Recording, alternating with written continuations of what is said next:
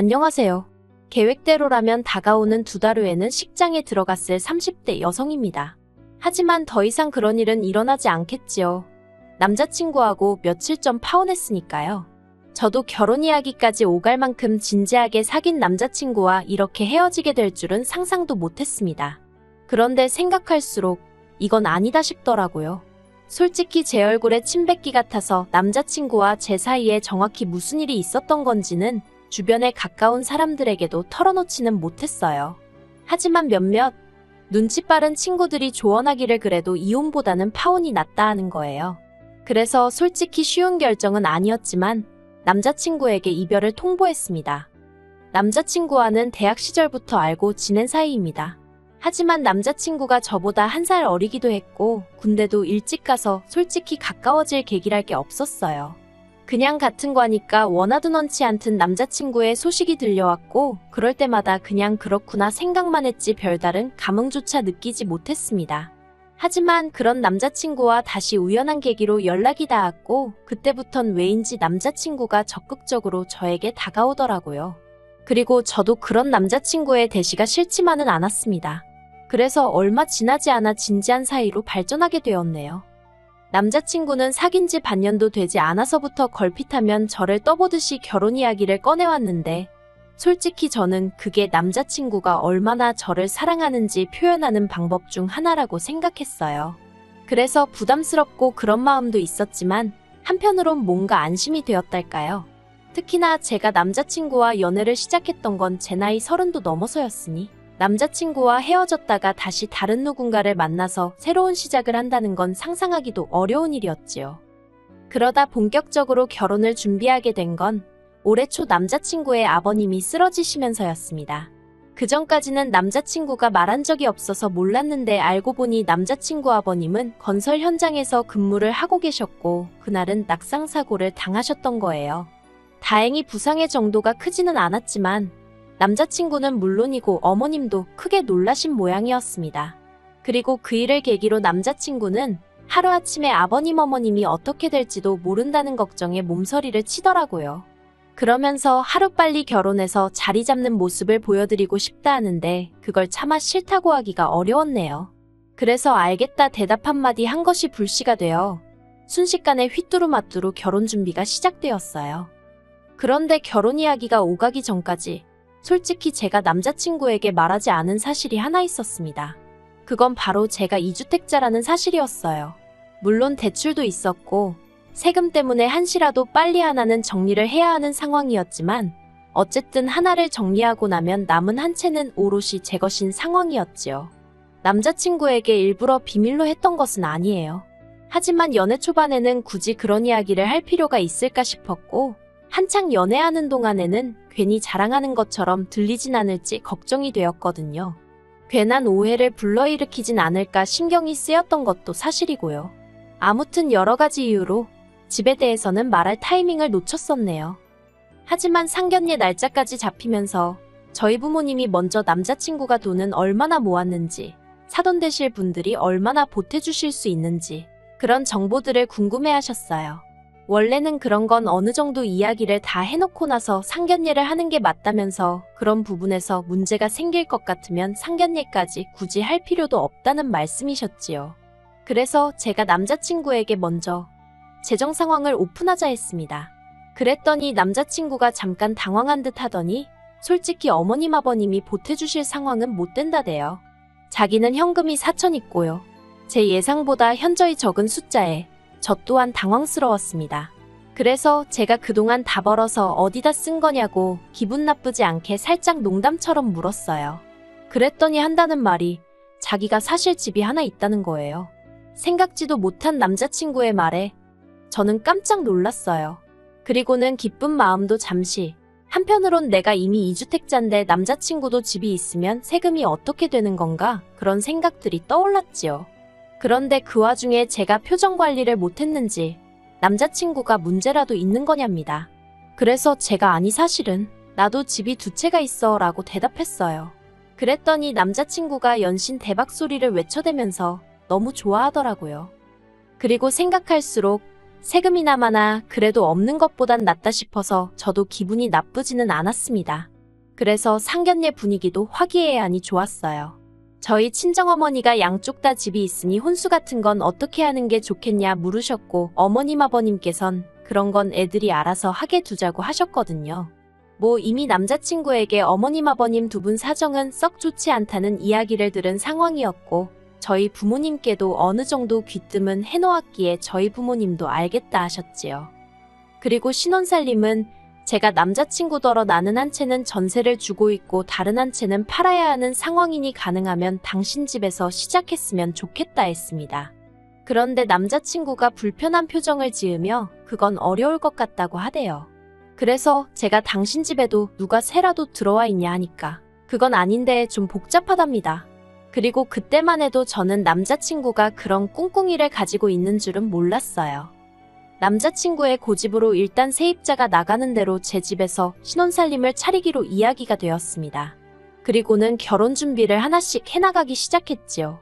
그런데 웨딩홀까지 예약하고 막 청첩장을 시키려는 찰나에 남자친구로부터 생각지도 못한 소식을 듣게 되었어요. 그건 바로 남자친구의 하나뿐인 누나에 관한 이야기였지요. 사실 남자친구에게 누나가 있다는 사실은 진작에 알고 있었어요. 왜냐하면 남자친구가 저와 데이트를 하지 않는 주말이면 시조카를 데리고 박물관이며 미술관이며 여기저기 다녔거든요. 저는 속으로 언니 남편은 뭐하고 맨날 내 남자친구가 저러고 다니나 궁금은 했지만 집집마다 말하기 싫은 사정이 있을 수도 있다 싶어서 대놓고 물은 적은 없었습니다. 하지만 저도 나이가 있는데 어느 정도 예상은 하고 있었거든요. 그런데 아니나 다를까 신우는 별거 중이었고 마침내 이혼을 하기로 했던 모양이에요. 남자친구는 그 소식을 저에게 전하며 자기 누나는 이제 어떻게 사느냐고 어린아이처럼 연신 훌쩍거렸어요.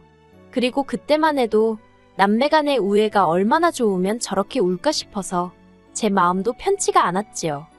하지만 알고 보니 남자친구 누나의 이혼은 어디서부터 말해야 할지도 모르겠는데 일단 처음이 아니었어요. 헤어지기로 한 남자는 재혼한 남편이었고 이혼 사유는 신우가 첫 번째 남편과 이혼 후에도 지속적으로 만남을 가져왔던 모양입니다. 모 말로는 아이 때문이었다고 하는데 재혼한 남편 입장에서는 아이 때문에 매번 호텔 아니면 모텔에서 만나는 게 말이 되느냐고.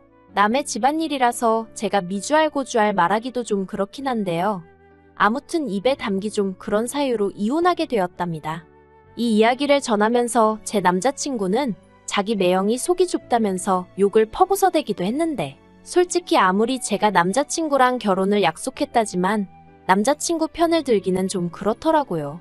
아무튼 그렇게 이혼을 하게 되면서 남자친구 누나가 두 번째 남편과의 사이에서 난 애를 키우기로 했다대요. 두 번째 남편이 더는 요만큼도 얽히기 싫다고 했다나요. 하지만 남자친구 누나가 이혼한다고 해서 솔직히 제가 남자친구와 하기로 했던 결혼을 안 할 것도 아니었고 저는 그냥 남자친구 누나 팔자가 사납구나, 안 됐다 그런 생각만 했어요. 그런데 진짜 문제는 남자친구 누나의 이혼이 다가 아니었습니다. 일단 남자친구가 가지고 있던 집은 분양가 1억의 오피스텔이었고요. 더 황당한 건 그걸 그냥 자기 누나한테 주겠다고 하더라고요. 자기 누나가 위자료도 한 푼 못 받고 애하고 몸만 쫓겨나게 생겼는데 그깟 1억이 대수냐 어쩌냐 하면서 그 오피스텔을 통째로 누나한테 주겠다는 거예요. 그 말을 듣고 어이가 없어서 제가 그런 게 어딨냐고 하니까 자기 집인데 왜 안 되냐입니다. 원리 원칙대로 고지고대로 따지면 남편 말이 맞을 수도 있어요. 남편 재산인데 제가 왈가왈부하는 게 말이 안 되지요.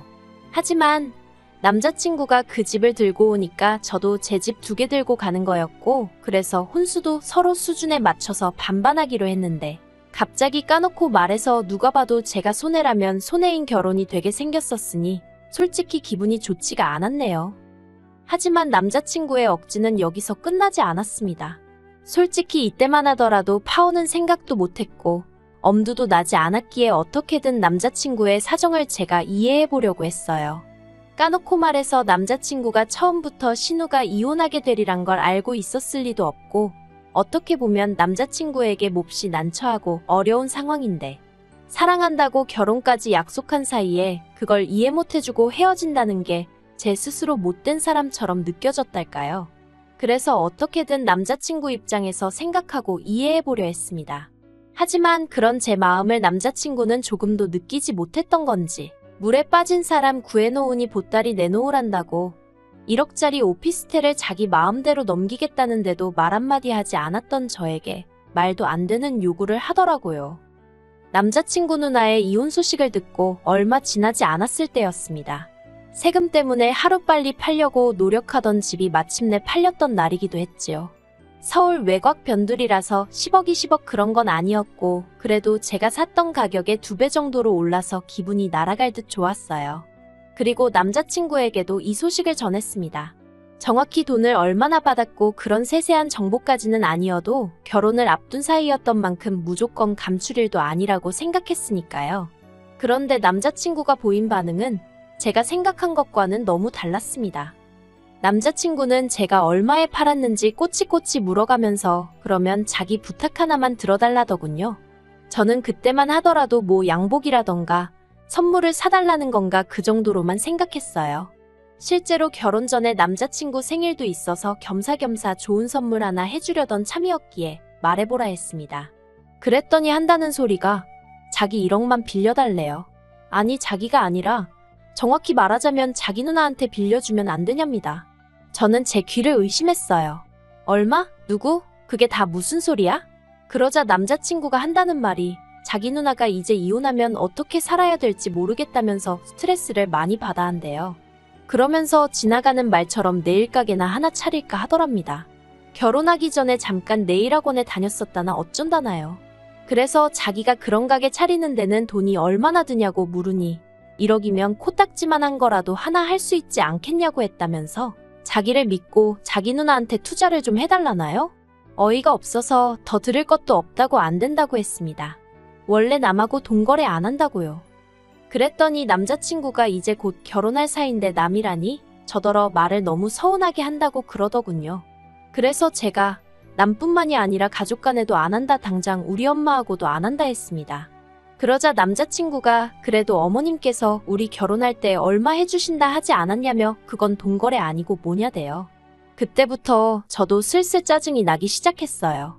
부모님이 자식 시집장가 갈 때 돈 보태주시는 게 돈거래라는 사람은 처음 봤다고 괜한 억지 쓰지 말라 했습니다. 자기가 무슨 말을 하든 나는 돈은 못 빌려준다고요. 그러자 남자친구가 기껏 한다는 소리가 혹시 자기 누나가 안 갚을까봐 그러냐면서 그러면 자기랑 혼인신고부터 하잡니다. 그러면 하나도 불안할 거 없지 않냐면서 혹시나 나중에라도 자기 누나가 못 갚겠다 배째라 하고 나오면 자기가 대신 제 돈을 갚아주겠대요. 남자친구가 하는 말을 들으면 들을수록 제정신인가 싶었습니다. 결혼하고 부부가 된 다음에 자기가 무슨 수로 제 돈을 갚아주겠다는 건지 막말로 자기가 어디 가서 투잡이라도 뛸 건가 싶대요. 그리고 당장 신혼살림도 제 집에서 차리게 생긴 마당에 제가 미쳤다고 신우될 사람한테 1억씩이나 퍼주고 있겠냐고요. 너무 열받아서 남자친구한테 더 들을 것도 없다고 한마디만 더 하면 결혼 안 하겠다 했습니다. 그러자 남자친구가 노발대발 난리도 아니었어요. 저더러 같은 여자면서 자기 누나가 처한 상황이 이해가 안 되냐면서 다른 것도 아니고 이제 한 가족이니 당장에 먹고 사는 문제라도 해결해 주자는 건데 그리고 돈을 누가 떼먹기라도 한다고 했냐면서 그깟 돈 1억 가지고 유세라며 절 다시 봤다나요? 그런 남자친구의 헛소리를 듣고 있던 제 심정은 겪어보지 않은 사람이라면 상상도 못할 겁니다. 그동안 이런 남자를 내가 만나왔다는 수치심이라고 해야 할지 분노가 치밀어 올랐어요. 그래서 제가 더 말할 것도 없다고 그냥 결혼이고 뭐고 없던 일로 하자 했지요. 그리고 저는 웨딩홀부터 시작해서 예약해두었던 모든 것들을 취소해 나가기 시작했습니다. 어떤 건 남자친구가, 어떤 건 제가 예약을 해서 위약금이니 뭐니 따지고 나니 엇비슷하더라고요. 그래서 그런 건 어쩔 수 없다 하고 넘겼습니다. 사실 저를 정말 어이없게 한 건 결혼을 결심하고 준비하기까지 2년하고도 두어 달의 시간이 걸렸는데 막상 파혼을 결심하니까 정리하는데 이틀도 안 걸렸다는 겁니다. 물론 마음의 앙금은 이틀이 아니라 2년이 가도 사라질지 모르겠다 싶었지만요. 그런데 그렇게 한창 정리로 바쁘던 시기에 모르는 번호로 연락을 받았습니다. 업체들하고 통화가 잦아서 모르는 번호지만 제가 뭐 예약해둔 곳 중 하나이려니 싶었는데 알고 보니 남자친구의 누나였어요. 저랑 만나서 얘기를 좀 하고 싶다고요. 남자친구의 의견과 상관없이 저는 이미 다 끝났다고 생각했는데 언니한테 직접 전화가 올 줄은 몰랐습니다. 그래서 저도 모르게 알겠다고 대답하곤 약속을 잡았네요. 그리고 그렇게 만난 남자친구의 누나는 솔직히 남자친구 때문에 색안경을 낄 뻔도 했는데 너무 멀쩡하더라고요. 자기는 자기 동생에게 오피스텔을 해달란 적도 네일 가게를 차려달라고 한 적도 없다면서 자기 남동생이 너무 오바를 한 것 같다며 저더러 자길 봐서 한 번만 넘어가 주면 안 되냐는 거예요. 자기가 보기에 자기 동생하고 제가 천생연분이라나 어쩐다나. 하지만 제가 정중히 거절했습니다. 벌써 이런 상황에서도 말 한마디라도 본인이 나서서 해야지. 언니가 이렇게 나온 걸 보라고. 이런 남자를 어떻게 믿고 의지하고 살겠냐고요. 그랬더니 언니도 더는 말을 못한 건지 안 한 건지 아무튼 없었어요. 솔직히 아직 친정에는 파혼했다 소리를 못했거든요. 그래서 이렇게 일기 쓰듯 적으며 제 머릿속을 정리해본 건데 역시 파혼하길 잘했다는 생각이 드네요. 결혼도 하기 전부터 가족일, 그것도 자기 누나 일이라면 자기가 먼저 나서서 설레발치는 남자, 뭘 믿고 어떻게 의지하고 살 수 있겠나 싶어요. 물론 집신도 짝이 있다고 그런 남자가 좋은 여자도 있겠지만요. 저는 아니거든요. 그래서 전 이 파혼에 조금도 후회가 남지 않는 것 같습니다.